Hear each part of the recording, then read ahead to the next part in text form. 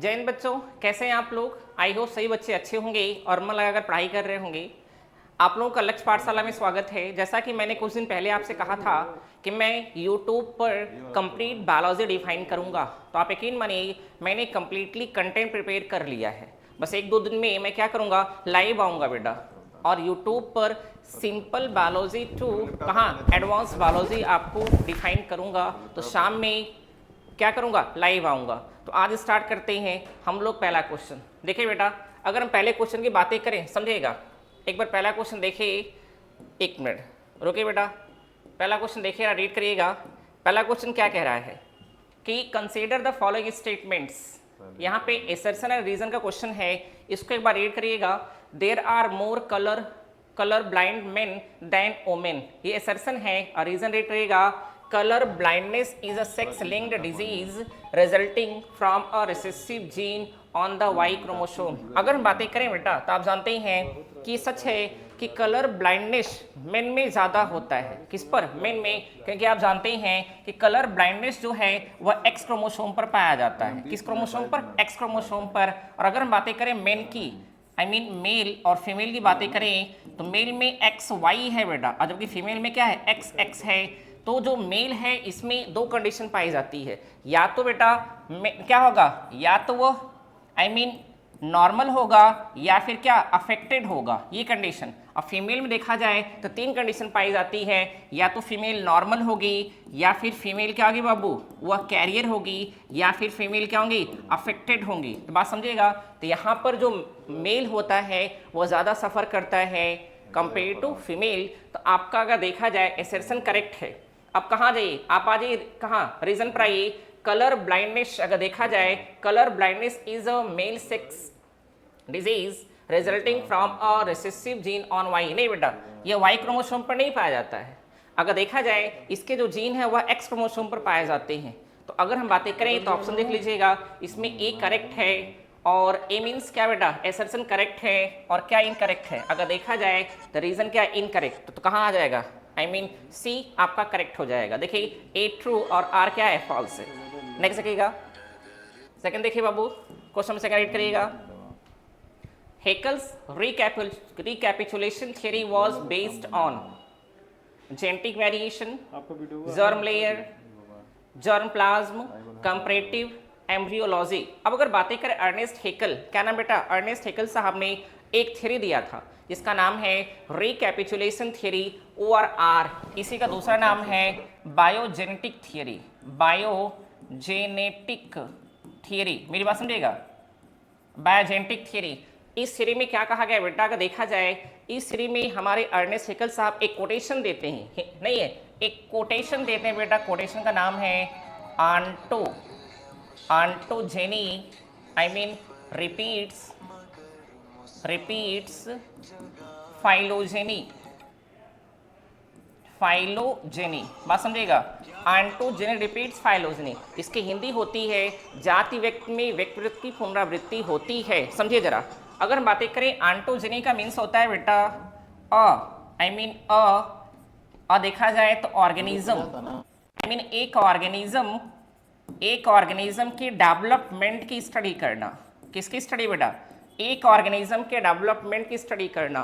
और वहीं पर फाइलोजेनी का मीन्स होता है कि उस ऑर्गेनिज्म की पूरी क्या बेटा, स्पीसीज, क्या बेटा, और स्पीसीज अगर देखा जाए, और स्पीसीज के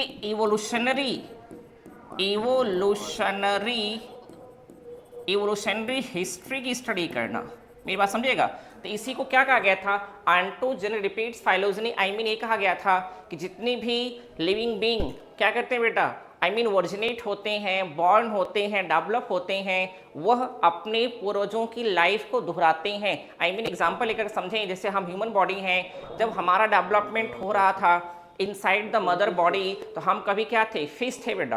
फिश से हम क्या बने, एम्फीबियन बने, एम्फीबियन से हम क्या बने, रेप्टाइल बने, रेप्टाइल से देन जाकर के हम मैमल बनते हैं। ऐसा किसने कहा था, ऐसा अर्नेस्ट हेकल ने कहा था अपनी थ्योरी में, recapitulation theory, ORR biogenetic theory में कहा गया था। जबकि सच यही है कि यह चीज़ें अब 100% ट्रू नहीं हैं, ये 100% ट्रू नहीं है बेटा। बात समझिएगा जरा, इसको देखिएगा, genetic variation, germ layer, germ plasm, comparative embryology. I mean यहाँ पर एम्ब्रियोलॉजी की स्टडी की गई है, एक जनरेशन का दूसरे जनरेशन से, फिर तीसरी जनरेशन बेटा चौथी जनरेशन, ऐसे करते हुए आपको एक ऑर्गेनिज्म की स्टडी करनी है और फिर क्या स्पीसीज की स्टडी करनी है। तो इसका जो आपका करेक्ट आंसर है दैट इज द क्या, डी हो जाएगा। ठीक है, चलिए नेक्स्ट देखिए बाबू, क्वेश्चन नंबर 3 रीड करिएगा।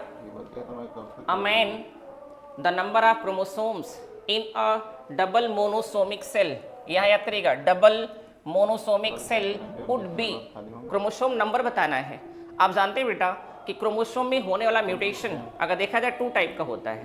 क्रोमोसोम में होने वाला क्या बेटा, म्यूटेशन 2 टाइप का होता है, जिसमें पहले का नाम है स्ट्रक्चर में, कहाँ पर, स्ट्रक्चर में, और सेकंड होता है बेटा नंबर में, कहाँ होता है, नंबर में। अब अगर नंबर की बातें करें, यहाँ पर क्रोमोसोम का नंबर या तो कम होगा या तो ज़्यादा होगा। अब क्या कह रहा है कि यहाँ कह रहा है कि डबल मोनोसोमिक। अगर हम मोनोसोमिक की बातें करें तो आप जानते हैं मोनोसोमिक का जो फार्मूला होता है बेटा, मोनोसोमिक मेन अगर हम बातें करें तो मोनोसोमिक का फार्मूला होता है 2n-1, 2n-1, I mean 2n is equal to 46 होता है, -1 इज इक्वल टू 45।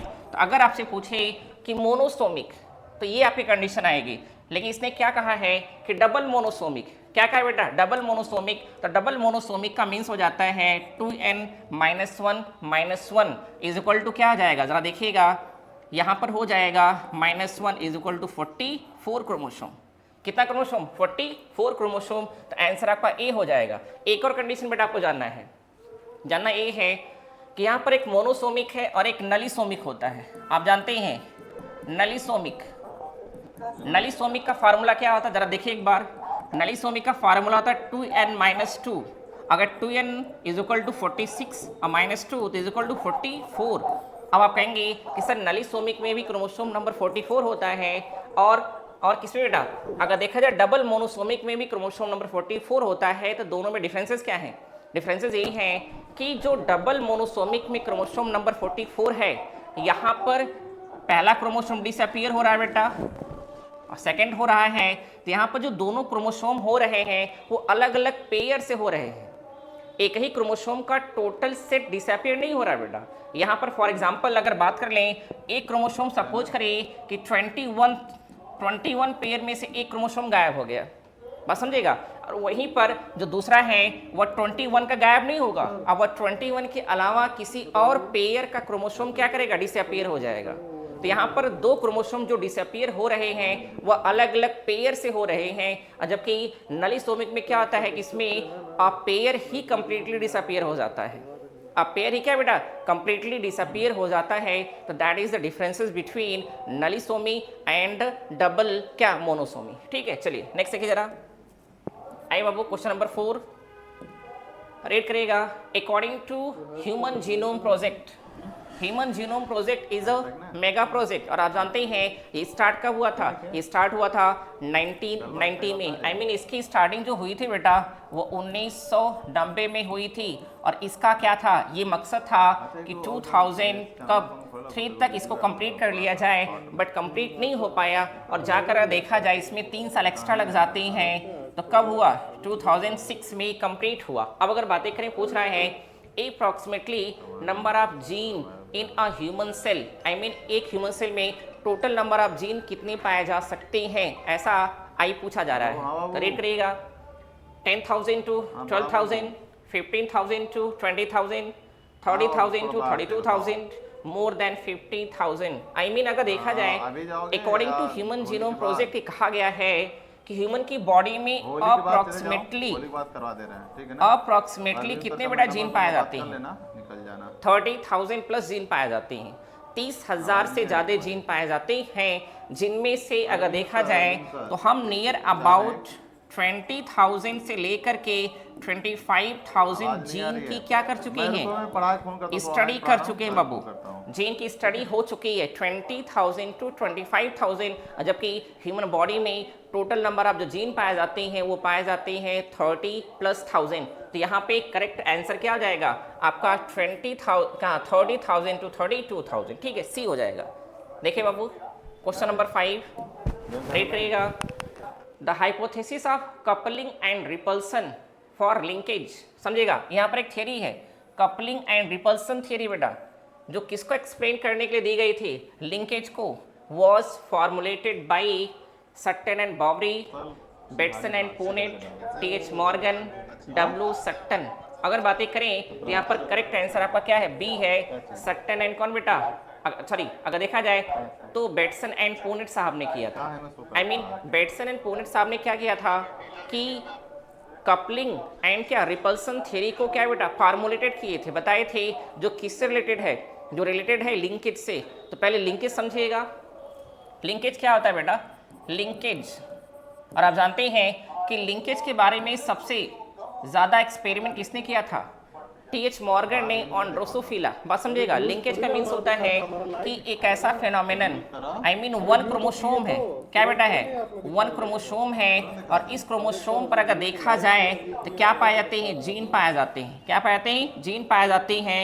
ये जीन इतने पास होते हैं, इतने पास होते हैं कि ये जनरेशन वाइज चलते हैं साथ में, बिना अलग हुए। आई मीन पहले जनरेशन में भी ये दोनों जीन साथ में जाएंगे, दूसरे जनरेशन में भी साथ जाएंगे, तीसरी आई मीन ये अलग नहीं हो सकते। और आप जानते हैं कि जो लिंकेज है यह मेंडल का सेकेंड लॉ, मेंडल का second law, that is the क्या बेटा है, सेकेंड लॉ, बताइए बताइए भैया, कोई और ऐप नहीं है सर? जल्दी बताइए मेंडल का सेकेंड लॉ क्या है। अच्छा फर्स्ट लॉ क्या है, law of segregation, ORR, purity of gamete, that is the first law of Mendel. और सेकेंड लॉ क्या है, सेकेंड लॉ है इंडिपेंडेंट असॉर्टमेंट, पृथक्करण का नियम बेटा, इंडिपेंडेंट असॉर्टमेंट। आई मीन इसमें कहा जाता है कि एक जीन बेटा दूसरे जीन के साथ जाने के लिए क्या है, स्वतंत्र है, फ्री है। लेकिन लिंकेज में क्या होता है कि यहाँ पर एक जीन दूसरे से इतना टाइटली बाउंड होता है कि वह अलग नहीं होता। तो मीनिंग क्या है, मीनिंग ये है कि जो लिंकेज है वह मेंडल का second law, that is the law of independent assortment, उसका एक्सेप्शन है, उसका क्या है, एक्सेप्शन है। बात समझिएगा। अब दैट इज द लिंकेज हो गया। तो लिंकेज देखा जाए तो नहीं, तो कपलिंग एंड रिपल्सन थ्योरी में क्या बताया गया है, कपलिंग रिपल्सन में ये बताया गया है। कपलिंग का मीनिंग क्या होता है बेटा, जरा समझिएगा, कपलिंग, कपलिंग को समझाइए, कपलिंग एंड रिपल्सन, एक मिनट एक बार समझाइए बाबू, कपलिंग एंड रिपल्सन को, पैसा देना पड़ता होगा, रिपल्शन जरा देखिएगा, कोई मतलब नहीं, समझाइए जरा। कोई नहीं। कपलिंग में ये कहा जाता है कि यहाँ पर अगर देखा जाए क्या बेटा, एक जीन है जिसके दो क्या हैं, जिसके दो एलील हैं। फॉर एग्जाम्पल अगर देखा जाए मैं यहाँ पर एलील ले लेता हूँ, समझिएगा, यहाँ पर एलील क्या बेटा, कैपिटल ए, ORR, स्मॉल ए, ये दोनों किस फॉर्म में है, ये दोनों का देखा जाए होमोजाइगस कंडीशन में है। किस कंडीशन में, ये होमोजाइगस कंडीशन है, होमोजाइगस। और वहीं पर मैं लेता हूँ सेकेंड बाबू, यहाँ लेता हूँ कैपिटल ए, स्मॉल ए, बात समझिएगा, ORR अगर मैं इसको ले लूँ स्मॉल ए, कैपिटल ए, मान लीजिए ये क्या है, ये हेट्रोजाइगस कंडीशन में है, इस कंडीशन में हेट्रोजाइगस। अब अगर बातें करें जो होमोजाइगस है उसमें यह डोमिनेंट फॉर्म में है, किस फॉर्म में, डोमिनेंट में, और ये क्या बेटा है, ये रिसेसिव फॉर्म में है, किस फॉर्म में, रिसेसिव फॉर्म में। अब कपलिंग का मीनिंग क्या होता है कि आई मीन एक जीन की जो दो एलील हैं बाबू वो होमोजाइगस फॉर्म में होने चाहिए। आई मीन चाहे वो डोमिनेंट हो ORR रिसेसिव फॉर्म में हो, वो क्या करते हैं, जनरेशन वाइज जाते हैं, कि अलग नहीं होते। और वहीं पर रिपल्सन में क्या होता है कि यहाँ पर एक जीन के जो दो एलील हैं ये हेट्रोजाइगस फॉर्म में होते हैं, किस फॉर्म में, हेट्रोजाइगस फॉर्म में होते हैं। और वो भी क्या करते हैं, एक जनरेशन से दो जनरेशन में ये हमेशा जाते हैं, कभी अलग नहीं होते, क्रॉसिंग ओवर के थ्रू भी अलग नहीं हो सकते। बात समझिएगा। तो दैट इज द क्या बेटा है, repulsion, I mean coupling and repulsion theory. चलिए नेक्स्ट जरा देखिएगा, क्वेश्चन नंबर 6 देखिए बाबू, क्या है, haemophilia is a disease caused by deficiency of. Haemophilia क्या है, आप जानते हैं हीमोफीलिया मीन्स एक ऐसी कंडीशन जिसमें ब्लड की क्लॉटिंग नहीं होती। किसकी बाबू, ब्लड की क्लॉटिंग, आई मीन इसमें ब्लड क्लॉट नहीं करता। और आप जानते हैं कि ब्लड क्लॉटिंग मैकेनिज्म को एक्सप्लेन करने के लिए अलॉट ऑफ क्या बेटा थियरीज दी गई है, जिसमें सबसे पॉपुलर थियरी है that is the cascade theory. कौन सी थियरी है, कास्केड थियरी के थ्रू किसको एक्सप्लेन किया गया है, ब्लड क्लॉटिंग की मैकेनिज्म को। और ऐसा कहा गया है कास्केड थियरी में कि ब्लड क्लॉटिंग को कंप्लीट करने के लिए total how many factor responsible होते हैं, 13 फैक्टर। हाउ मेनी बेटा, 13 फैक्टर, आउट ऑफ 13 फैक्टर में 4 फैक्टर मेन होते हैं। कितने factor? 4 factor. Out of 4 factor में इसमें एक फैक्टर अगर देखा जाए बेटा जिसका नाम है थ्रोम्बोप्लास्टिन, पहला है, क्या नाम है? थ्रोम्बोप्लास्टिन, ये पहला फैक्टर है। सेकेंड फैक्टर जो है दैट इज द क्या बेटा? अगर देखा जाए प्रोथ्रोम्बिन, थर्ड देखिएगा फाइब्रिनोजन, क्या नाम है? फाइब्रिनोजन। और फोर्थ का नाम क्या बेटा है? Calcium ion. ये 4 मेन फैक्टर है, जबकि इसके अलावा भी 9 फैक्टर और भी हैं बाबू। अब अगर बातें करें इसमें होता क्या है, जो थ्रोम्बोप्लास्टिन है ये तीनों देखा जाए तो ये एंजाइम प्रोटीन है बाबू। क्या है? प्रोटीन है। और आप ये भी जानते हैं कि थ्रोम्बोप्लास्टिन, जो थ्रोम्बोप्लास्टिन है ये चेंज होकर के क्या बनाता है? एंजाइम बनाता है। क्या बनाता है? एंजाइम बनाता है। मेरी बात समझिएगा। और वही एंजाइम क्या करती है? प्रोथ्रोम्बिन को कन्वर्ट करती है थ्रोम्बिन में, क्योंकि ये इनएक्टिव है। ये क्या है बेटा? इनएक्टिव है। इसको एक्टिव बनाया जाएगा किसमें? थ्रोम्बिन में। और जब थ्रोम्बिन बन जाती है तो थ्रोम्बिन क्या करती है? वह फाइब्रिनोजन को एक्टिव करती है फाइब्रिन में। किसमें? फाइब्रिन में। और फाइब्रिन क्या करता है? मीन्स एक जालनुमा स्ट्रक्चर बनाता है जिससे हमारा ब्लड क्या करता है? वो क्लॉट हो जाता है। आई मीन ब्लीडिंग स्टॉप हो जाती है, जिसको हम लोग क्या कहते हैं? ब्लड कोगुलेशन या ब्लड क्लॉटिंग कहते हैं। तो इसमें अगर देखा जाए तो इंपॉर्टेंट क्या है बेटा? Water in plasma, red blood corpuscles, white blood, I mean thromboplastin. अगर ये नहीं रहेगा तो ब्लड की क्लॉटिंग नहीं हो पाएगी। डन हो जाएगा। चलिए नेक्स्ट देखिए जरा। आइए देखिए क्वेश्चन नंबर 7 बाबू, रेड करिएगा। Which of the following is not a feature of sex linked inheritance? Out of 4 में से इसमें कौन सा फीचर सेक्स लिंक्ड इनहेरिटेंस का नहीं है? Criss cross inheritance, more common in males, father to son transmission, carrier female. समझे मेरी बातें? आप जानते हैं कि जो सेक्स लिंक्ड इनहेरिटेंस डिजीज होती है उसमें होता क्या बेटा? उसमें पहली कंडीशन पाई जाती अगर ये फादर है और ये बेटा क्या? मदर है। बात समझिएगा। फिर यहाँ फादर सन, यहाँ मदर डॉटर। मेरी बात समझिएगा। फिर अगर देखा जाए यहाँ पर तो आई मीन सन से उसका अपना सन, यहाँ डॉटर से उसका अपना क्या बेटा? Grand, I mean daughter. इसमें होता क्या है कि इसमें हमेशा मदर टू कहाँ? सन चलता है, और सन टू कहाँ बेटा? डॉटर। आई मीन ये चलता रहता है। आई मीन मेल से कहाँ जाता है? अगर देखा जाए फीमेल से मेल में, फिर मेल से फीमेल में, यहाँ चलता है वही कंडीशन, फादर टू डॉटर। फिर कहाँ बेटा? ये कंडीशन। आई मीन यहाँ अगर देखा जाए तो ये जिग जैग चलता है। कैसे चलता है? Zig zag. और कैसे क्रॉस चलता है। तो आपको लिखा गया है क्रिस क्रॉस इनहेरिटेंस, ये तो सही है बाबू। फिर मोर कॉमन इन मेल, आप जानते हैं जितनी भी I mean sex related disease है वो सब मेल में ज़्यादातर कॉमन होती है कंपेयर टू फीमेल, क्योंकि मेल में एक्स है कि नहीं, और वाई तो होता नहीं बेटा, और फीमेल में एक्स एक्स दोनों होता है। बात समझिएगा। तो मेल में यहाँ पर कितनी कंडीशन? 2 कंडीशन होती है। अगर वह एक्स वाई है तो नॉर्मल है, अगर एक्स पर वह जीन है एक्स वाई बेटा, यहाँ देखिए जीन है तो अफेक्टेड हो जाता है। जबकि फीमेल में 3 कंडीशन आती है। कितने कंडीशन? 3 कंडीशन। इसमें अगर देखा जाए तो एक्स एक्स है तो ये नॉर्मल फीमेल है, अगर एक एक्स पर है जीन तो ये कैरियर होती हैं। अब दोनों अगर एक्स क्रोमोसोम पर जीन है देन काज क्या बेटा? Disease, I mean affected. बात समझिएगा। इसलिए मेल क्या है? कॉमन है। तो ये भी सही है। फादर टू सन ट्रांसमिशन, यहाँ फादर से सन में कभी नहीं जाता। फादर टू कहाँ बेटा? ये डॉटर जाता है ना, और उनकी डॉटर टू फिर कहाँ? उसके अपने सन में जाता है। जिग जैग चलता है, क्रिस क्रॉस चलता है। ये स्टेटमेंट क्या है? रॉन्ग हो जाएगा। और कैरियर फीमेल, फीमेल हमेशा क्या बेटा? कैरियर होती हैं। देखिए यहाँ पर मेल कभी कैरियर नहीं होता, मेल या तो नॉर्मल होगा या तो अफेक्टेड होता है। ठीक है, तो इसका जो करेक्ट आंसर है वो क्या आ जाएगा? इसका करेक्ट आंसर आपका आई में देखा जाए तो सी हो जाएगा। चलिए नेक्स्ट देखिएगा question number 8। Which one of following is not a correct match? बात समझिएगा। इसमें से आउट ऑफ में कौन सा करेक्ट मैच नहीं है? फाइंड करिए। पहला क्या है? Down syndrome, autosomal aneuploidy, Klinefelter syndrome, XO X0 sex chromosome, haemophilia sex linked, Turner syndrome female with retarded sexual development. Down syndrome आप जानते हैं बेटा, डाउन सिंड्रोम को पहले मंगोलॉइड कहा जाता था, मंगोलॉइड के नाम से जाना जाता था, बट आज उसका नाम क्या है? Down syndrome. और डाउन सिंड्रोम आप जानते ही हैं, डाउन सिंड्रोम देखा जाए बेटा तो ये कैसा है? अगर बातें करें इसमें क्रोमोसोम नंबर 47 हो जाता है। कितना होता है? 47 हो जाता है। अब जो 47 होता है इसमें कंडीशन क्या आती है? जो 21 क्रोमोसोम है ना, कौन बेटा? 21 क्या होता है बेटा? 21 क्रोमोसोम जो पेयर में है, यहाँ पर एक एक्स्ट्रा क्रोमोसोम आ जाता है, एक एडिशनल क्रोमोसोम। तो जो 21 है उसको ए आई मीन ऑटोसोम पेयर में होना चाहिए था, जबकि कैसे बेटा? ट्रिपल नंबर में हो जाता है। तो यहाँ पर जो एक ए एक्स्ट्रा आता है वही क्या करता है? इंक्रीज कर जाता है। देखिए क्या लिखा है? Autosomal aneuploidy. तो डाउन सिंड्रोम क्या है? ऑटोसोमल एन्यूप्लॉइडी है। ठीक है ना? बोले हाँ यार सही है बेटा, ये सही है।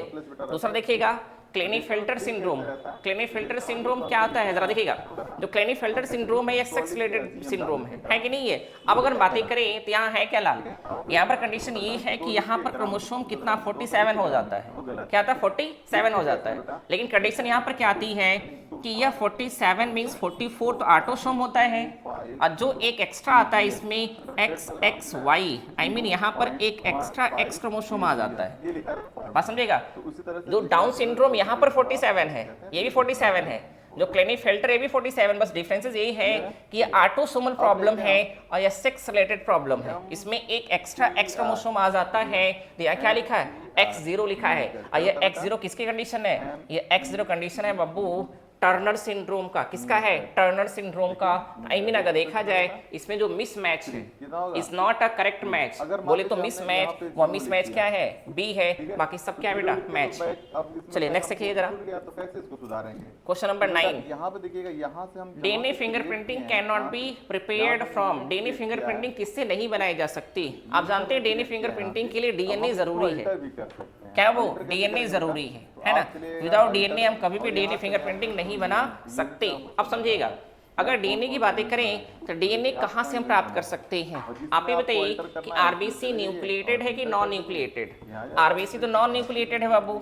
कैसी है? Non nucleated. और जब नॉन न्यूक्लिएटेड है तो प्रॉब्लम क्या है? इसमें न्यूक्लियस नहीं होगा, और जब न्यूक्लियस नहीं होगा तो यहाँ पर डीएनए मिलेगा? नहीं मिलेगा। जब डीएनए नहीं मिलेगा तो क्या आरबीसी से हम कभी भी डीएनए फिंगरप्रिंटिंग बना सकते हैं? नहीं बना सकते। तो हमारा करेक्ट आंसर क्या आ जाएगा? ए हो जाएगा। जबकि डब्ल्यूबीसी में न्यूक्लिएटेड है, स्पर्म न्यूक्लिएटेड है, इनर लाइनिंग ऑफ चिक ये भी क्या है? न्यूक्लिएटेड है। ठीक है, चलिए नेक्स्ट देखिए जरा। कुछ होगा, ठीक है? चल देखिए, तो सबसे पहले हम चले जाते हैं कहाँ बेटा? Create company.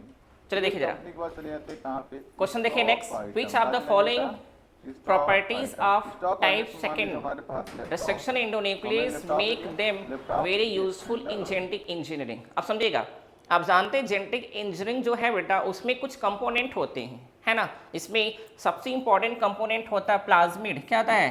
प्लाज्मिड। मेरी बात समझिएगा, एक मिनट बेटा। प्लाज्मिड क्या था बाबू? प्लाज्मिड। जस्ट एक मिनट रुकिए जरा, कहाँ गए हम लोग? RBC question number 10। ठीक है, सबसे इंपॉर्टेंट कंपोनेंट क्या होता है? प्लाज्मिड होता है। प्लाज्मिड होता है। फिर प्लाज्मिड के बाद क्या होता है? आप जानते ही हैं कि इसमें अगर देखा जाए, क्योंकि प्लाज्मिड वेक्टर का काम करेगा। किसका बेटा? वेक्टर का काम करता है। सेकंड होता है रेस्ट्रिक्शन एंजाइम। कौन सी? रेस्ट्रिक्शन एंजाइम, जिसको कहते हैं मॉलिक्यूलर सीजर कहते हैं। क्या कहते हैं? Molecular scissor. क्योंकि विदाउट रेस्ट्रिक्शन एंजाइम के हम बायोटेक्नोलॉजी में डीएनए को कभी भी कट नहीं कर सकते, वो भी स्पेसिफिक पोजीशन से। अब रेस्ट्रिक्शन एंजाइम होती 3 टाइप की। कितने टाइप की? 3 टाइप की। एक का नाम है एंडोन्यूक्लिएजेस। क्या नाम बाबू है? एंडोन्यूक्लिएजेस। दूसरे का नाम है एक्सोन्यूक्लिएजेस। क्या नाम है? एक्सोन्यूक्लिएजेस। और तीसरे का नाम है रेस्ट्रिक्शन एंडोन्यूक्लिएजेस। रेस्ट्रिक्शन, बात समझेगा? रेस्ट्रिक्शन एंडोन्यूक्लिएजेस। एंडोन्यूक्लिएजेस आई मीन ये क्या है? ये रेस्ट्रिक्शन एंजाइम है बाबू। रेस्ट्रिक्शन एंजाइम कितने टाइप की? 3 टाइप की होती है। एंडोन्यूक्लिएजेस, एक्सोन्यूक्लिएजेस और तीसरा नाम क्या है? रेस्ट्रिक्शन एंडोन्यूक्लिएजेस। अब जो रेस्ट्रिक्शन एंडोन्यूक्लिएजेस है ये अभी तक अगर देखा जाए तो 900 प्लस एंजाइम डिस्कवरी की गई हैं। 900 प्लस, और जो 900 प्लस एंजाइम डिस्कवर की गई हैं ये फ्रॉम क्या बेटा? 230 प्लस स्ट्रेन ऑफ बैक्टीरिया से। बाहर चले जाते हैं, बाहर से आने के स्ट्रेन ऑफ क्या? बैक्टीरिया से आई मीन निकाली गई हैं, आइसोलेट की गई हैं। अब जो 900 प्लस बेटा रिस्ट्रक्शन जो निकले एंजाइम हैं इनको फिर 3 कैटेगरी में कैटेगराइज किया गया है, जिसमें टाइप फर्स्ट है, क्या नाम है, टाइप फर्स्ट, दूसरे का नाम है टाइप सेकंड और तीसरे का नाम क्या है बेटा, टाइप थर्ड है। अब इन तीनों में से जो सबसे इंपॉर्टेंट है वो टाइप सेकंड है। कौन है, टाइप सेकंड है, क्योंकि type second restriction endonuclease enzyme का यूज बायोटेक्नोलॉजी में मैक्सिमम किया जाता है। इसमें सबसे बेहतरीन है इको आर फर्स्ट, क्या नाम बेटा, Eco R first, Bam second है, बाम फर्स्ट है कि नहीं, ऐसे 900 प्लस डिस्कवर की गई है।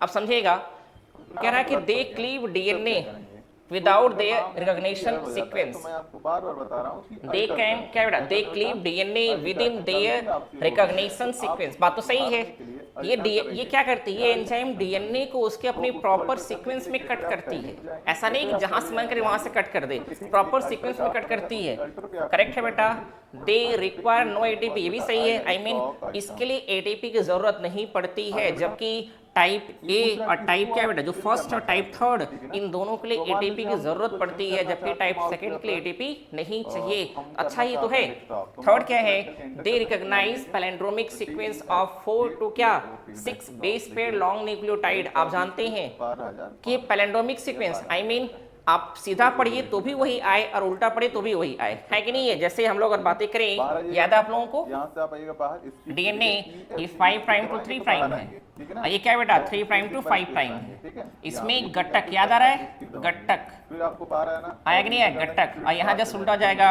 C double T double A G, I mean G का opposite C, A T A T T A T A C G, इसको पढ़ेगा, I mean G A A T T C G A A T T C, I mean ये palindromic sequence है। आप इधर से पढ़ेंगे तो भी वही आएगा, इधर से पढ़ेंगे तो भी क्या सेम आता है, दैट इज द पैलिंड्रोमिक। इसकी क्या है, ये क्वालिटी है कि जब भी डीएनए को कट करेगा ये अपने पैलिंड्रोमिक सीक्वेंस के रूप में कट करता है। ये भी करेक्ट है कि नहीं है। तो क्या जाएगा, all of the above, I mean देखा जाए इसमें ऑल ऑफ क्या अबव हो जाएगा। चलिए नेक्स्ट देखिए जरा, क्वेश्चन 11 आई बाबू, RL model of DNA was suggested by, समझिएगा आरएल मॉडल क्या है, आप जानते हैं RL model of DNA, R का फुल फॉर्म होता है राइट हैंडेड, क्या बाबू होता है, राइट हैंडेड।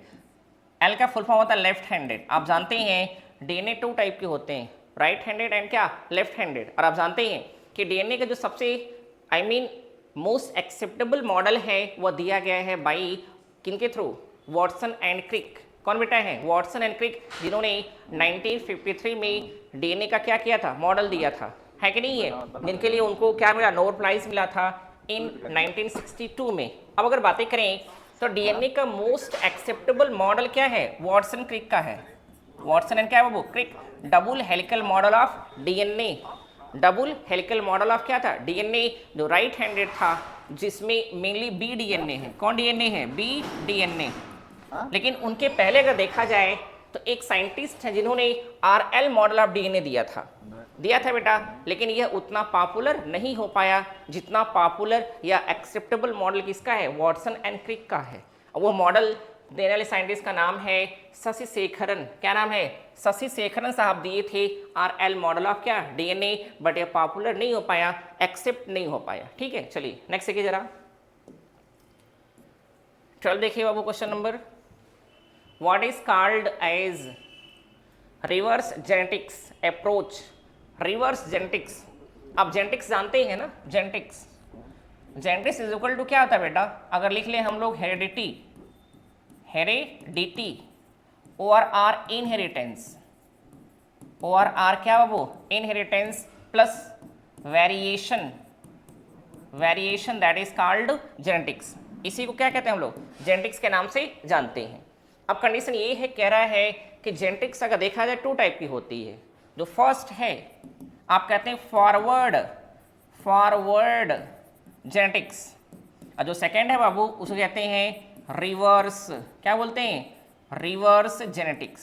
समझिएगा, फॉरवर्ड और क्या रिवर्स, रिवर्स मीन्स पीछे होता है, होता क्या है बेटा, आप जानते हैं कि हम लोग फॉरवर्ड जेनेटिक्स में क्या करते हैं, पहले पता लगाते हैं फिनोटाइप का, क्या फिनोटाइप, टाइपो, देन पता लगाते हैं किसका बेटा, डीएनए का, समझिएगा। और वहीं पर रिवर्स में क्या करते हैं, पहले हम डीएनए का पता लगाते हैं। डीएनए मीन्स जीन का, किसका बाबू, जीन का, देन किसका, फिनोटाइप का। आई मीन आप जानते हैं कि जो अभी तक हम पढ़ते हैं यहाँ डीएनए का मीन्स जीन है बाबू, मीन्स क्या है, जीन।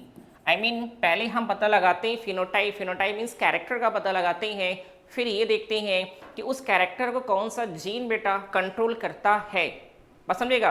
तो फिनोटाइप टू डीएनए और or gene, that is called forward genetics. Forward means आगे जाना, पहले कैरेक्टर, कैरेक्टर मीन्स फिनोटाइप जो दिखे हमें, देन बेटा पता लगाना कि वह कैरेक्टर किस जीन के थ्रू कंट्रोल होता है, तो that is called forward genetics. और अगर वहीं पर जस्ट अपोजिट हो, रिवर्स, आई मीन पहले क्या पता लगाना, पहले जीन का पता लगा लेना, किसका, जीन का, देन ही पता लगाना कि यह जीन किस कैरेक्टर को कैरी करता है और आर किस फिनोटाइप कैरेक्टर को शो करता है, दैट इज द रिवर्स, क्या कहते हैं बेटा, रिवर्स जेनेटिक्स के नाम से जानते हैं। एक बार देखिए, फ्रॉम जीन टू एंजाइम, ये तो एकदम नहीं है, from DNA to phenotype, from phenotype to DNA, from क्या, आरएनए टू, अब दोनों को समझिएगा, फ्रॉम डीएनए टू क्या, phenotype, DNA to phenotype, I mean ये क्या आ जाएगी, इसको कहते हैं रिवर्स जेनेटिक्स, इसको क्या कहते हैं, फॉरवर्ड, क्या बेटा, फॉरवर्ड जेनेटिक्स के नाम से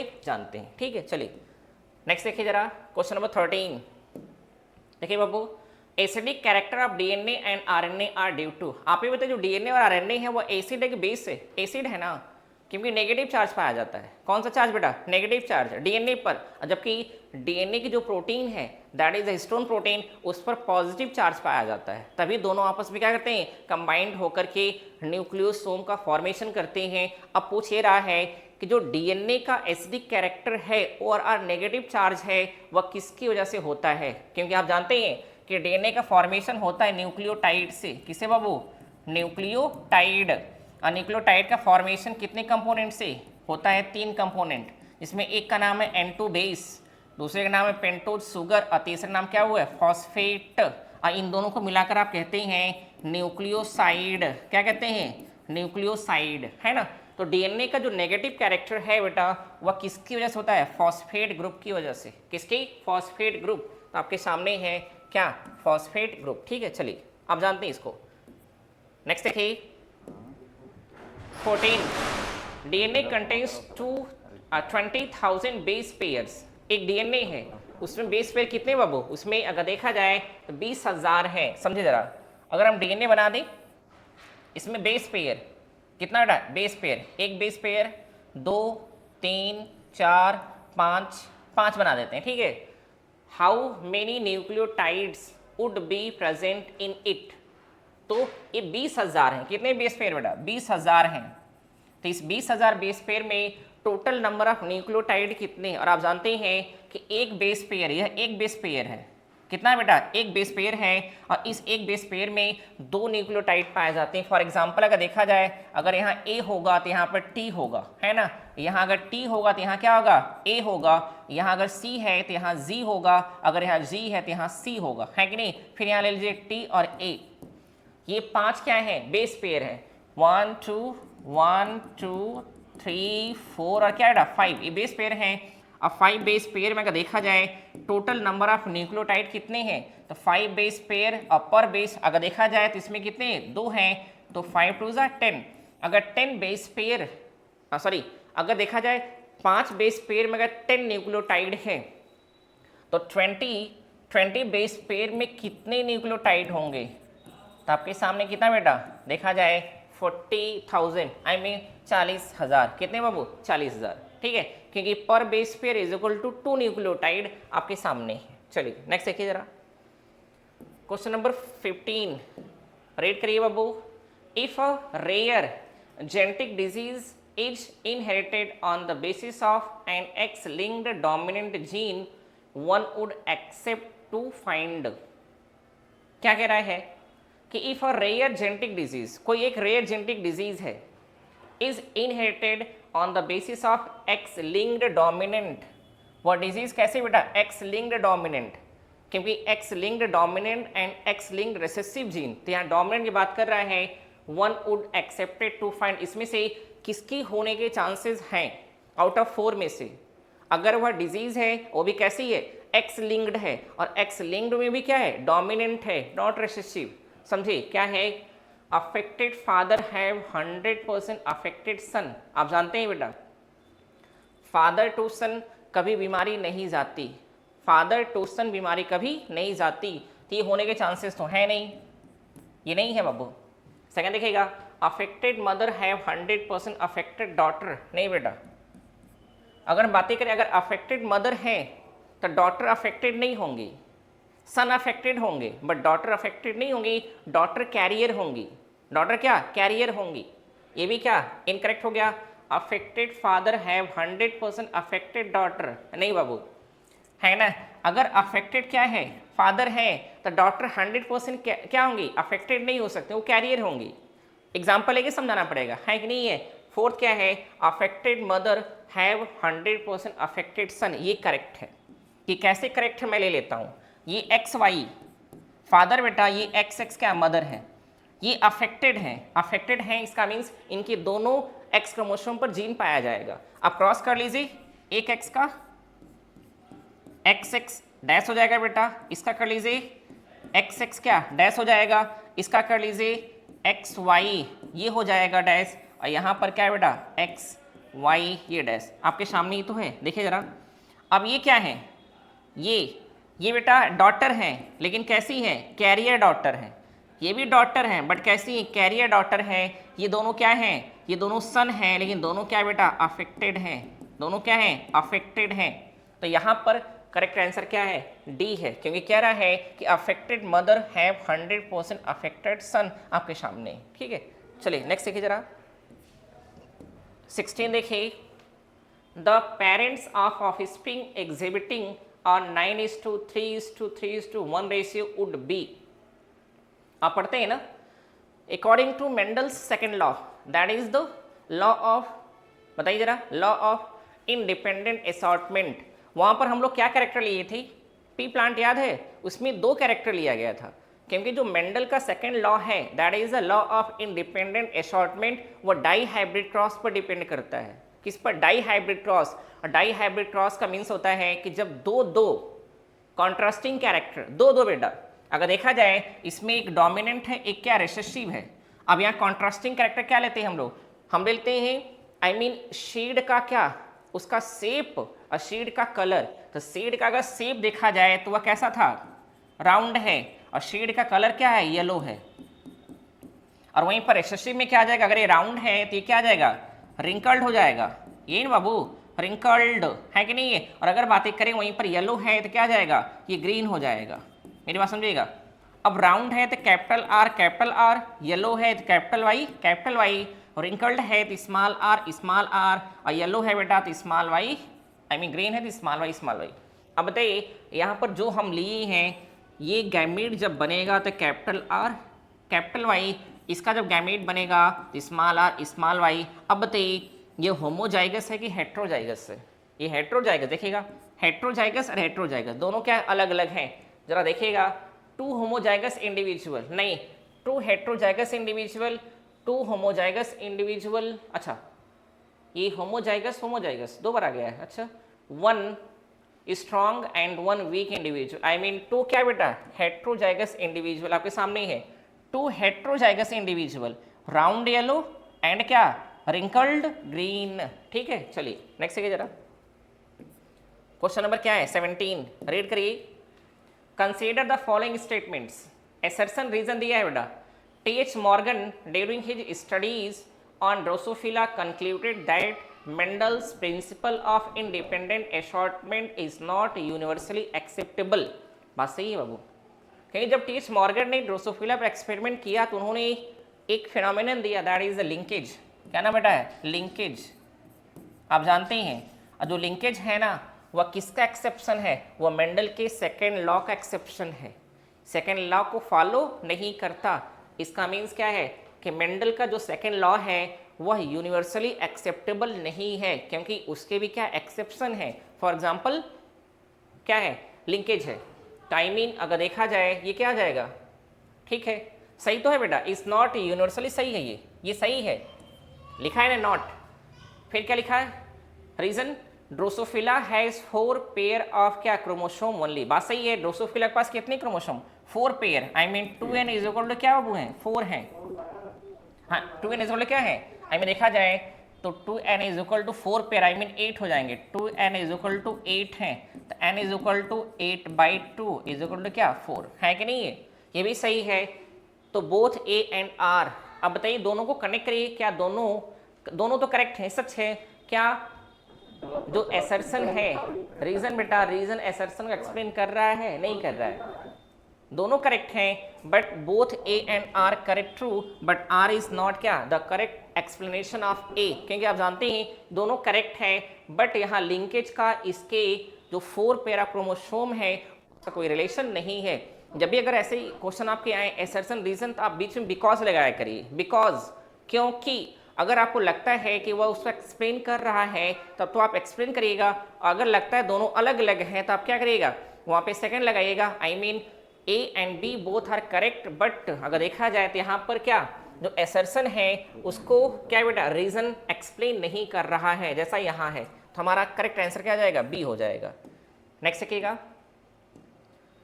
18 question number. In case of incomplete dominance F2 generation has incomplete dominance. आप जानते हैं मेंडल का first law, that is the law of क्या बेटा? सेग्रीगेशन। ORR लॉ ऑफ क्या है? प्योरिटी ऑफ गैमीट है, जो किस पर डिपेंडेंट है? जो मोनो हाइब्रिड क्रॉस पर डिपेंडेंट है। और आप जानते ही हैं कि उसका अलॉट ऑफ क्या बेटा है? एक्सेप्शन है, जिसमें पहला एक्सेप्शन है इनकम्प्लीट डोमिनेंस। कौन सा? इनकम्प्लीट डोमिनेंस जो पाया जाता है किसमें? मिराबिलिस जलापा में।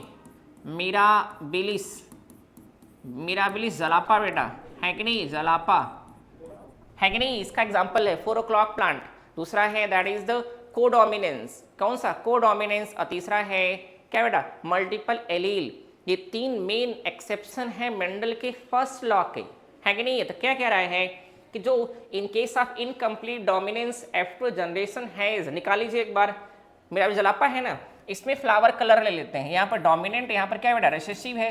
फ्लावर कलर में क्या? रेड और डोमिनेंट है, और रिसेसिव में वाइट है बेटा। जरा देखिएगा, अगर रेड है तो कैपिटल R और वाइट है स्मॉल r। इसका F1 लेंगे तो कैपिटल R स्मॉल r आएगा ना? चारों वही आएगा बेटा। चारों क्या आएगा? Capital R small r, capital R small r, capital R small r। ये हमारा क्या? F1 जनरेशन है। और आप जानते ही हैं कि अगर F1 जनरेशन की बातें करें तो ये चारों क्या हो जाएंगे? चारों हो जाते हैं पिंक कलर। कौन से कलर? Pink colour. क्योंकि आप जानते हैं इनकम्प्लीट डोमिनेंस का मतलब क्या है? यहाँ ना तो कंप्लीटली डोमिनेंट ही अपने आप को शो कर पाता है और ना ही कंप्लीटली क्या है बेटा? रिसेसिव अपने आप को शो कर पाता है। तो दोनों मिलकर के एक तीसरा कलर दे देते हैं, दैट इज द क्या? पिंक हो जाता है। अब इसका F2 निकालिएगा। F2 जनरेशन निकालने के लिए आप जानते हैं कि F1 जनरेशन में प्राप्त प्रोजेनी का आपस में सेल्फ क्रॉस करवाते हैं। कौन सा क्रॉस? Self cross. तो capital R small r, capital R small r, इसको एक बार करवा दीजिए। बताइए बेटा, गैमीट बना लीजिएगा। बन गया? क्रॉस कराइए तो कैपिटल R, फिर कैपिटल R स्मॉल r, फिर capital R small r, then क्या बाबू? Small r। ये क्या आ जाएगा? ये हो जाएगा रेड। ये दोनों क्या जाएंगे? Pink colour. कौन से कलर? Pink colour. ये क्या जाएगा? आई मीन हो जाएगा, देखा जाए तो वाइट। क्या बेटा? वाइट हो गया। यही है ना? एक मिनट, क्या बेटा हो गया? वाइट। अब बताइए इसका अगर फिनोटाइप हम निकालें, फिनोटाइपिक रेशियो, तो वो कितना आ जाएगा? 1:2:1। अगर इसका जीनोटाइपिक निकालें तो भी क्या जाएगा? 1:2:1। क्योंकि फिनोटाइप आई मीन रेड है, पिंक है, वाइट है। तो रेड 1 है, पिंक 2 है, वाइट 1 है, तो 1:2:1। और वहीं पर कैपिटल R एक बार है बेटा, कैपिटल R स्मॉल r 2 बार है, स्मॉल r एक बार है। इसका रेशियो हो जाएगा, एक बार देखिएगा, genotypic ratio equal to phenotypic ratio. Genotypic ratio 3:1। नहीं बेटा, नहीं है कि नहीं है? तो क्या आ जाएगा? यहाँ पर जीनोटाइप का रेशियो और फिनोटाइप का रेशियो क्या है? इज इक्वल टू है। ठीक है, चलिए नेक्स्ट देखिए जरा 19। देखिए बाबू, if a colour blind man marries, colour blind man I mean male है, ये फीमेल है बेटा, ये कलर ब्लाइंड है। आई मीन कलर ब्लाइंड मतलब देखा जाए तो यहाँ पाया गया। ठीक है, आगे देखिए जरा, women who is normal but carrier, इनकी शादी होती किससे? एक फीमेल से, जो है तो नॉर्मल बट कैरियर है। आई मीन उनके एक एक्स पर क्या? आई मीन जीन पाया जाएगा। फिर क्या लिखा है? कि the progeny would be, progeny क्या होंगे निकाल लीजिए, क्रॉस होगा तो एक्स एक्स, एक एक्स पर रहेगा बेटा, ये होगा एक्स एक्स आई मीन दोनों पर आ जाएगा, ये होगा एक्स वाई, किसी पर नहीं आया, ये हो जाए क्या एक्स वाई, तो यहाँ पर आ जाएगा। ये क्या है, ये डॉटर है, डॉटर क्या है बेटा, कैरियर है डॉटर, देखिए एक एक्स पर है, ये क्या है डॉटर है, ये अफेक्टेड है क्योंकि दोनों पर आ गया बेटा, एक्स डैश, ये देखिए क्या है सन है, ये क्या है, ये नॉर्मल है बाबू, और वहीं पर ये देखिए सन है, ये क्या है, ये अफेक्टेड है, क्या है बेटा अफेक्टेड, आई मीन अगर देखा जाए यहाँ पर एक बच्चा और एक बच्ची अफेक्टेड है, बात समझिएगा, एक बच्ची कैरियर है, एक बच्ची कैरियर है और एक बच्चा क्या है नॉर्मल है। अब पढ़िए जरा, ऑल नॉर्मल फीमेल, फीमेल सभी नॉर्मल तो है नहीं बाबू, all male and 50% female colour blind.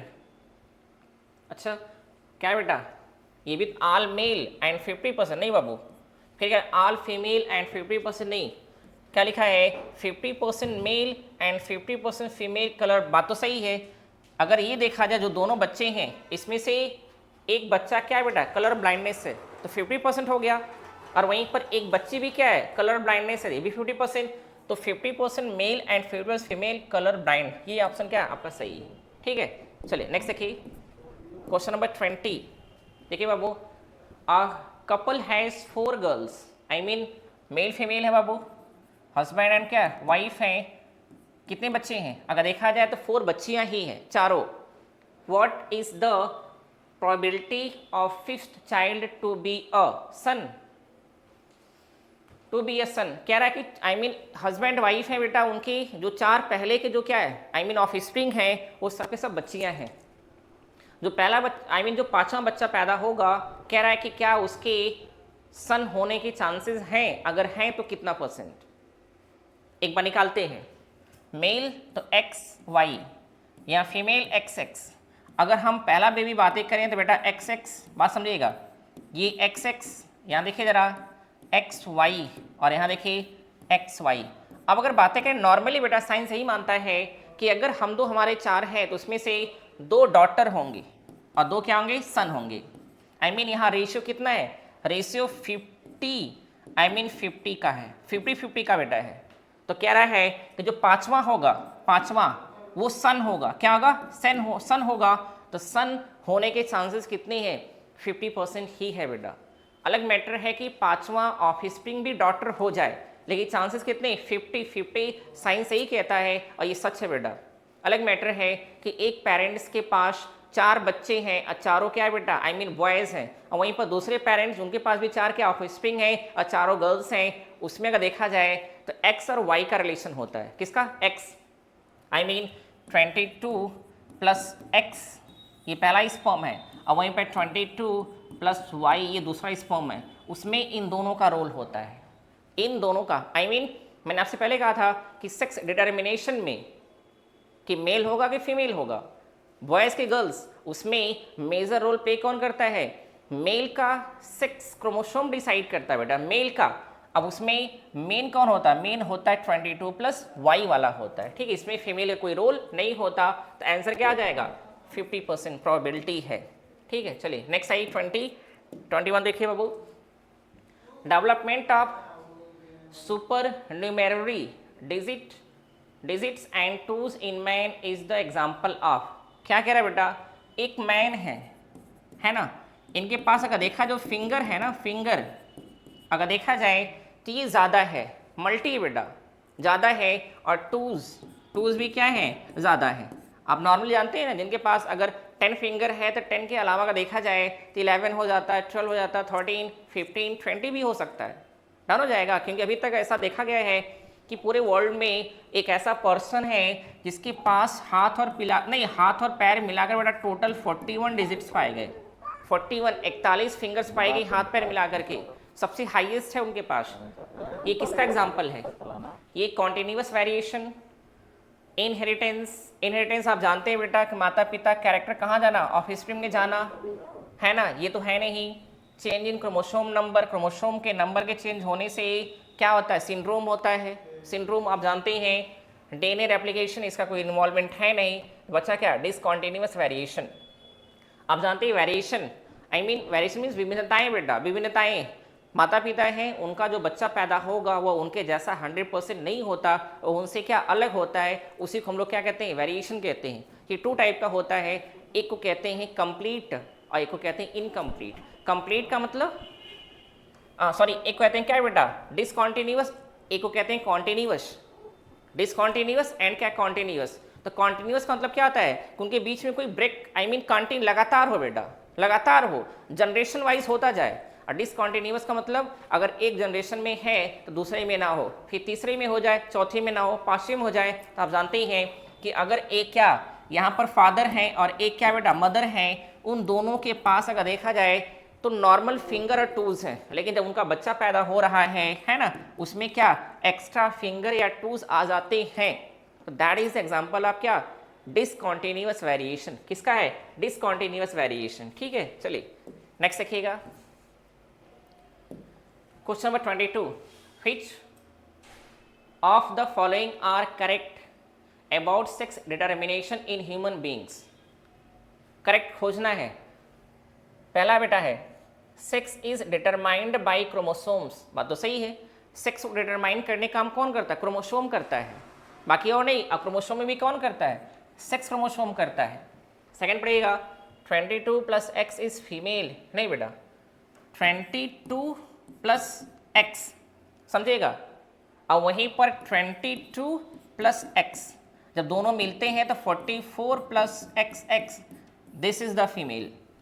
ये गलत हो जाएगा, 22 + x दिया, यहाँ 44 चाहिए था, ये इनकरेक्ट हो गया। ठीक है, 21 + x, 21 प्लस नहीं बेटा, यहाँ पर अगर देखा जाए इस फीमेल एंड नहीं, ये भी नहीं, कंडीशन ये है 44 + क्या xy, ये मेल है, ये भी गलत हो जाएगा। 22 + x इज फीमेल, नहीं 22 + x = क्या, ये स्पर्म भी हो सकता है, ओवम भी हो सकता है, और 22 + x 0 नहीं बाबू। खोजिए, तो यहाँ पर क्या A, I mean D option, only A correct है, बाकी सब क्या है, इनकरेक्ट है। एक बार देख लीजिएगा। चलिए देखिए 23, albinism occurs due to one of the following reasons. Albinism क्या होता है, एल्बिनिज्म, एल्बिनिज्म जिसको हिंदी में कहते हैं रंजकहीनता। क्या बेटा, रंजकहीनता। आप जानते हैं हमारे बॉडी का जो कलर है, जिसको कहते हैं body pigment, that is a melanin. क्या नाम बाबू है, मिलानिन, समझेगा। अब जो मिलानिन है ना, तो हमारी बॉडी से मिलानिन का क्या होना, एब्सेंट हो जाना। मिलानिन का एब्सेंट हो जाना तो वह कलरलेस हो जाएगी, बॉडी वाइट हो जाती है, उसको कहते हैं एल्बिनिज्म। क्या कहते हैं, एल्बिनिज्म। ये क्या बेटा है, यह टाइप ऑफ जेनेटिक डिजीज है, क्रोमोसोमल क्या डिजीज है, बात समझिएगा। ये छुआछूत नहीं है, ये क्रोमोसोमल डिजीज है। अब ये ऐसा क्यों होता है, उसके पीछे 2 वजह है। कितनी वजह, 2 वजह। क्योंकि आप जानते हैं पहली वजह ये है बेटा कि मेलेटोनिन हार्मोन हमारी बॉडी में बनता है, मेलेटोनिन हार्मोन बनता है, और मेलेटोनिन हार्मोन क्या करता है हमारी बॉडी में, आई मीन जो स्किन है उसमें पाए जाते हैं मेलानोसाइट सेल, मेलानोसाइट पाए जाते हैं, सेल पाई जाती हैं। तो मेलेटोनिन हार्मोन किस पर एक्शन करता है, मेलानोसाइट सेल पर, और मेलानोसाइट सेल क्या बनाती है, मेलानिन बनाती है। मेलानिन क्या करता है, हमारे बॉडी के पिगमेंट को मेंटेन करता है। ठीक है, पहला वजह हार्मोनल है। और सेकंड बेटा देखा जाए तो क्या होता है, ये जेनेटिक डिसऑर्डर भी होता है। अब मैंने कहा ना, एक्चुअली होता क्या है कि अगर देखा जाए मेलानिन, आई मीन मेलानिन को बनाने के लिए बेटा चाहिए क्या, मेलानिन बनता है, ये प्रोटीन है ना, ये बनता है एक अमीनो एसिड जिसका नाम है टायरोसिन। क्या नाम है वो है, टायरोसिन, और टाइप ऑफ क्या, अमीनो एसिड है। जब टायरोसिन कन्वर्ट करता है मेलानिन में, बात समझिएगा, तो हमारे बॉडी का आई मीन देखा जाए स्किन कलर मिल जाता है। तो टायरोसिन मेलानिन में तब कन्वर्ट होता है जब यहाँ पर एक एंजाइम आता है जिसका नाम है टायरोसिनेज एंजाइम, टायरोसिनेज एंजाइम। अगर टायरोसिनेज एंजाइम हमारी बॉडी में एब्सेंट हो जाए तो टायरोसिन कभी भी मेलानिन में कन्वर्ट नहीं होगा, और हमारे स्किन का कलर बेटा क्या हो जाएगा, डिस्कलर हो जाएगा, वाइट हो जाएगा। तो आप कहेंगे कि टायरोसिनेज क्या है, ये क्या है बेटा, ये एंजाइम है। और आप जानते हैं कि one enzyme I mean one gene, one enzyme, one polypeptide chain and one function किसने दिया था, बेडल एंड टॉटम ने दिया था। तो यहाँ पर एक जीन है जो एक एंजाइम को कंट्रोल करता है, और एक एंजाइम बेटा एक पॉलीपेप्टाइड चेन को, और एक फंक्शन कंट्रोल होता है। तो जीन आया तो ये क्या हो जाएगा, ये जेनेटिक हुआ कि नहीं हुआ, हुआ ना। और जेनेटिक हुआ आई मीन डिसऑर्डर हो जाएगा बेटा। तो disorder of pituitary gland only नहीं, जेनेटिक डिसऑर्डर ओनली नहीं बेटा, लैक ऑफ मेलानिन ओनली नहीं, या ओनली दिया है ना, तो both genetic disorder and lack of क्या मेलानिन, यहाँ दोनों है। ये जेनेटिक हो जाएगा, देख लीजिए एक बार, ये टोटल क्या है बेटा, ये टोटल जेनेटिक हो जा रहा है कि नहीं, ये कंडीशन। और वहीं देखा जाए तो ये क्या आ जाएगा, ये टोटल हो जाता है आपका हार्मोनल। क्लियर ना। चलिए देखिए नेक्स्ट हेडिंग का नाम, नेक्स्ट 24 बेटा, with in a gene Recon is unit of, gene आप जानते हैं जीन बेटा, जीन क्या है, अगर देखा जाए तो पॉलीन्यूक्लियोटाइड से बनी हुई है ना, आई मीन सबसे क्या है, देखा जाए तो हेरिडिटरी ORR जेनेटिक्स, ORR क्या है बेटा, इनहेरिटेंस की यूनिट है। जीन 3 कंपोनेंट से बनता है, एक को कहते हैं सिस्ट्रॉन, क्या बाबू सिस्ट्रॉन, एक को कहते हैं म्यूटॉन, क्या बेटा म्यूटॉन, और तीसरा है रेकॉन।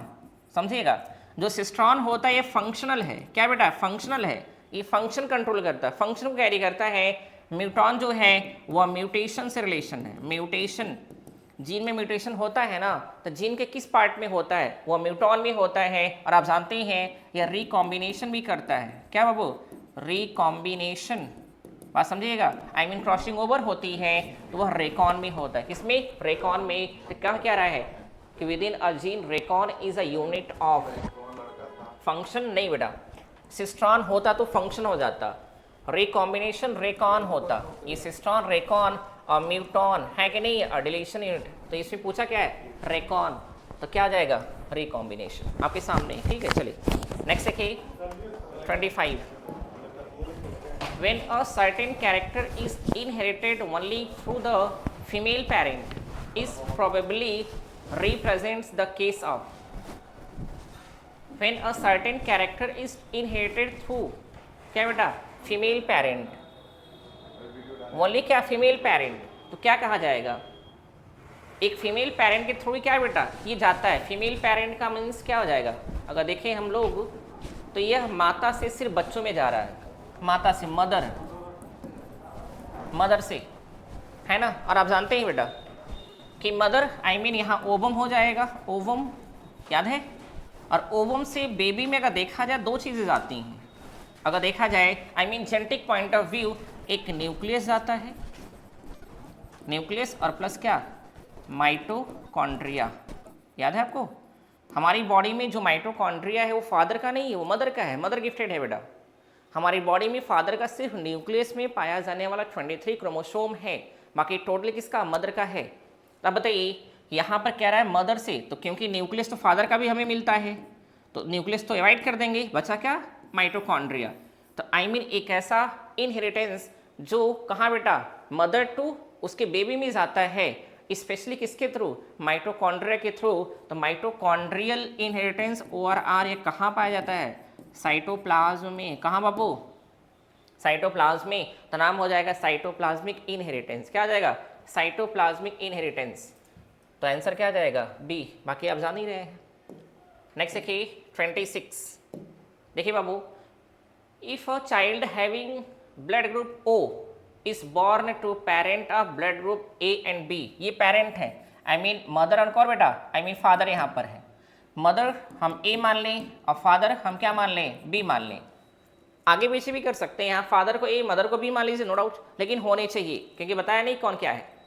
अब अगर एक ही बातें करें तो यहाँ पर कंडीशन क्या है बेटा कि AB it is an example, आप समझिएगा जो ह्यूमन ब्लड ग्रुप है ना बाबू, ह्यूमन ब्लड ग्रुप, ह्यूमन जो ब्लड ग्रुप है, ह्यूमन ब्लड ग्रुप मेन कितने प्रकार के अगर देखा जाए तो इसमें A blood group, B, AB और क्या O। अब अगर आपसे पूछा जाए कि जो AB ब्लड ग्रुप है, क्या बेटा AB जो ब्लड ग्रुप है यह किसका एग्जाम्पल है, ये एग्जाम्पल है कोडोमिनेंस का, कोडोमिनेंस, मेरी बात समझिएगा। और जबकि A blood group, B blood group, O blood group ये मल्टीपल एलील का एग्जाम्पल है, किसका एग्जाम्पल है मल्टीपल एलील, समझिएगा। अगर आपसे मल्टीपल एलील पूछेगा तो क्या देगा ABO ब्लड ग्रुप देगा, और अगर कोडोमिनेंस पूछेगा तो क्या देगा बेटा AB ब्लड ग्रुप देगा, मेरी बात समझिएगा। तो यहाँ पर क्या पूछा है AB ब्लड ग्रुप पूछा है ना, तो यहाँ पर आंसर क्या आ जाएगा codominance, complete dominance, incomplete codominance, है कि नहीं है। अगर ए बी ओ दिया रहता है कि नहीं तो हम लोग किसको मारते, को डोमिनेंस, आई मीन तब यहाँ मल्टीपल एलील को मारते। ठीक है ट्रिक। चलिए नेक्स्ट देखिए जरा 27 देखिएगा। Which one of following factors does not affect the strength of linkage. Linkage आप पढ़ेंगे बेटा, लिंकेज आई मीन जब एक ही क्रोमोसोम पर नज़दीक पास जो कितने जीन, 2 या 2 से ज़्यादा जीन पाए जाते हैं तो वह जनरेशन वाइज साथ जाते हैं, वो कभी अलग नहीं होते, वो लिंक्ड होते हैं बेटा, है ना, आपस में टाइटली क्या होते हैं, बाइंड होते हैं। उसको अफेक्ट नहीं किया जा सकता किसके थ्रू, टेम्परेचर। टेम्परेचर अफेक्ट करता है बाबू, टेम्परेचर अफेक्ट करता, जानते हैं एक्सरेज ये भी अफेक्ट करता है, एज ऑफ एनिमल ये भी करता है। ठीक है, जैसे से हमारी एज क्या बढ़ती है ना, हम जब जाते हैं ग्रोइंग कंडीशन में, बोले तो अगर देखा जाए एजिंग कंडीशन में तो वहाँ पर जो लिंकेज होता है उनके बीच जो टाइटली बाउंड है वह स्लोली वीक होने लगता है। तो लास्ट क्या है, सैलिनिटी, आई मीन सैलिनिटी क्या है बेटा, यह लिंकेज को अफेक्ट नहीं करता, किसको, लिंकेज को अफेक्ट नहीं करता, सैलिनिटी है कि नहीं, आप जानते ही हैं पीएच ये अफेक्ट नहीं करता। ठीक है, चलिए नेक्स्ट देखिए क्वेश्चन नंबर 28 रीड करिएगा। Which of the following blot procedure I mean processes is used for the detection of DNA. अच्छा, डीएनए के डिटेक्शन में इसमें से किसका यूज किया जाता है, और यहाँ पर कितने ऑप्शन दिए हैं, 4, northern blot, southern blot, western blot, eastern blot. अगर नॉर्दर्न की बातें करें तो नॉर्दर्न ब्लॉट का यूज किया जाता है for the detection of RNA, northern RNA. Southern का यूज किया जाता है डीएनए, क्या है बाबू, डीएनए। और वेस्टर्न का यूज किया जाता है for the detection of protein. और ईस्टर्न ये कुछ भी नहीं होता, ये कुछ नहीं होता बेटा, आपके सामने ही है। नॉर्दर्न ब्लॉट का आरएनए, नॉर्दर्न आरएनए है कि नहीं है, आर ना आरएनए। फिर डी है तो क्या जाएगा, साउदर्न। फिर क्या, प्रोटीन है बेटा तो क्या जाता है, देखा जाए तो वी। अच्छा, इसको अगर हम लोग कर लें यहाँ, पहले डीएनए कर लेते हैं तो डीएनए का एस हो जाएगा, आरएनए का क्या जाएगा, आरएनए का एन हो जाएगा, तो DRP तो SNO नहीं हो जाएगा, SNO। क्लियर, आपको क्या इससे ऐसे ही आप रिवाइज कर लीजिए इसको। डीएनए तो साउदर्न, आरएनए तो नॉर्दर्न, प्रोटीन तो क्या बेटा, देखा जाए तो वेस्टर्न हो जाता है, ईस्टर्न कुछ भी नहीं होता है। नेक्स्ट देखिए क्वेश्चन नंबर 29, देखिए बाबू। When the expression of a gene is changed due to presence of another gene it is called as. आप जानते हैं अगर एक जीन है बाबू यहाँ पर, तो एक जीन की वजह से अगर दूसरे जीन को क्या सप्रेस कर दिया गया, दबा दिया गया, तो दिस फेनोमेनन कहलाता है एपिस्टेसिस। क्या कहलाता है, epistasis. Over dominance, lethal gene, सल्फे एपिस्टेसिस कहलाता है। और आप जानते ही हैं एपिस्टेसिस 2 टाइप का होता है। कितने टाइप का, 2 टाइप का बेटा, है कि नहीं। एक का नाम क्या आता है, एपिस्टेसिस कंप्लीट, और एक का नाम क्या, इनकम्प्लीट एपिस्टेसिस। इसमें रेशियो कितना होता है, रेशियो होता है 9:3:4, और एक का रेशियो होता है कितना बेटा, 12:3:1 का रेशियो, है कि नहीं है। तो एक जीन के द्वारा दूसरे जीन के एक्सप्रेशन को क्या कर देना, दबा देना, दैट इज द एपिस्टेसिस। ठीक है, तो इसका करेक्ट आंसर क्या आ जाएगा, एपिस्टेसिस। यहाँ पर एक सेल्फिश जीन दिया है बेटा, आप लिथल जीन बाकी जानते हैं। सेल्फिश जीन क्या होता है, सेल्फिश आई मीन ये हमारे तरह सेल्फिश है। हमारा काम क्या है बेटा, अगर हम सेल्फिश हो जाते हैं तो हम सिर्फ अपने बारे में सोचते हैं, अपनी भलाई के बारे में सोचते हैं, बाकी को इग्नोर कर देते हैं, उनका हमसे फ़ायदा की नुकसान हो रहा है। तो यहाँ पर एक ऐसा जीन जो अपना रेप्लिकेशन करता है, अपना क्या है बेटा, रेप्लिकेशन, अपना रेप्लिकेशन करता है। और जब जीन रेप्लिकेशन करेगा तो वह एक से क्या, अलॉट ऑफ कॉपी बनाएगा। क्या बेटा, वह अलॉट ऑफ आई मीन मारे कॉपी बनाता है। और ऐसा रूल है कि ऐसा कहा जाता है कि जो नेचुरल सिलेक्शन है ना बाबू, नेचुरल सिलेक्शन, मेरी बात समझिएगा, नेचुरल सिलेक्शन को प्रमोट करने का काम जीन करता है। कौन, जीन करता है, नॉट ऑर्गेनिज्म करता है। बात समझिएगा, तो नेचुरल सिलेक्शन अगर देखा जाए वो कौन, जीन करता है। जो ऑर्गेनिज्म है ना, ऑर्गेनिज्म ये सिर्फ क्या है बेटा, ये कैरियर का काम करते हैं। आई मीन जीन को अगर देखा जाए 1 जनरेशन टू नेक्स्ट जनरेशन हम क्या करते हैं, इसको ट्रांसफर करने का काम करते हैं। तो हम कैरियर और आर वेक्टर कहलाते हैं जीन के, जबकि जीन क्या करता है, वह नेचुरल सिलेक्शन करता है। तो यहाँ सेल्फिश का रीज़न ये है कि एक ऐसा जीन जो क्या करे, जो सिर्फ और सिर्फ अपना रेप्लिकेशन करे, किसका बेटा? अपना। और आप जानते हैं जो जीन अपना जितना ज़्यादा रेप्लिकेशन करेगा वह जीन क्या करेगा? वह उतना ही ज़्यादा नंबर में ऑफस्प्रिंग में क्या ट्रांसफर होता है। तो दैट इज द क्या? नहीं, सेल्फिश जीन। ठीक है, चलिए बेटा नेक्स्ट और लास्ट जरा देखिएगा। नेक्स्ट और लास्ट क्वेश्चन बाबू क्या है? Anticodon loop of tRNA contain. TRNA आप जानते हैं ट्रांसफर आरएनए है कि नहीं है? अगर ट्रांसफर आरएनए का फिगर बनाए ऐसे लोकल बाबू, लोकल में, लोकल देखिए जरा, है कि नहीं? लोकल फिगर बेटा। तो आप जानते हैं इसके पास मेन कितने आर पाए जाते हैं? मेन कितने आर बेटा? मेन 4 आर्म है ना। इसका नाम क्या है? Amino acid acceptor arm. Amino acid acceptor arm, इसको क्या कहते हैं? इसको कहते हैं हम लोग DHU लूप। क्या बेटा? DHU लूप कहते हैं इसको। कहते हैं एंटीकोडॉन लूप। एंटीकोडॉन लूप, मेरी बात समझिए बेटा। इसको कहते हैं टी-साई-सी लूप, है ना। DHC dihydrouridine. Dihydrouridine a type of nucleotide है, ये एंटीकोडॉन है। यहाँ पर 7 पाए गए। कितने बाबू? 7 पाए जाते हैं, 7। और इसमें अगर देखा जाए जो 7 है वो अनपेयर्ड है। क्या बेटा? अनपेयर्ड। तो 7 अनपेयर्ड बेस हैं, 1 2 3 4 5 6 7। आउट ऑफ 7 में जो नीचे के 3 होते हैं ये एंटीकोडॉन है।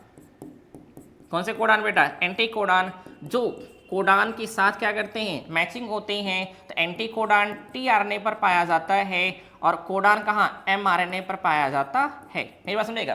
तो 7 क्या है? अनपेयर्ड बेस है। इस अनपेयर्ड बेस में जो 3 हैं वह एंटीकोडॉन का फॉर्मेशन करते हैं और जो 4 हैं बेटा वह एंटीकोडॉन लूप के स्ट्रक्चर को बनाते हैं। किसके लूप को? एंटीकोडॉन के। तो इस एंटीकोडॉन का क्या है जो काम है बेटा? आई मीन एंटीकोडॉन लूप ये एमआरएनए से अटैच होता है। किससे? एमआरएनए से। DHC जो लूप है बेटा डाईहाइड्रोयूरिडीन, यह अटैच होता है amino acyl tRNA synthetase enzyme. इससे कौन अटैच होता है? Amino acyl tRNA synthetase enzyme. वहीं पर जो क्या है बेटा? T-साई-सी है, थाइमिडीन है ना। साई मतलब स्यूडोयूरिडीन, टी मतलब थाइमिडीन, साई मतलब बेटा स्यूडोयूरिडीन और सी मतलब क्या है? साइटोसिन है ना। ये अगर देखा जाए अटैच होता है राइबोसोम से। किससे होता है? राइबोसोम से अटैच होता है। और आप जानते हैं कि यहाँ पर क्या है बेटा? 3 है, 3 प्राइम। तो ये अटैच होता है अमीनो एसिड से। तो यहाँ अमीनो एसिड अटैच होती है, यहाँ पर amino acid tRNA synthetase enzyme attach होता है, यह कोडान एमआरएनए अटैच होता है, यहाँ पर कौन? राइबोसोम अटैच होता है। और ऐसा देखा गया है कि यहाँ पर एक स्मॉल वेरिएबल आर्म भी पाया जाता है जिसका फंक्शन अभी तक क्या अननोन है। तो यह टीआरएनए का क्लोवरलीफ मॉडल है जिसको किसने दिया था? हॉली ने दिया था। हॉली साहब ने। किसने बेटा? हॉली साहब ने दिया था। तो आज का क्या रहा? ये टोटल 30 क्वेश्चन रहे। ठीक है, हम लोग मिलते हैं कल बेटा एक नए वीडियो में, एक नए सेशन के साथ, एक नए चैप्टर के साथ। तब तक के लिए क्या? धन्यवाद।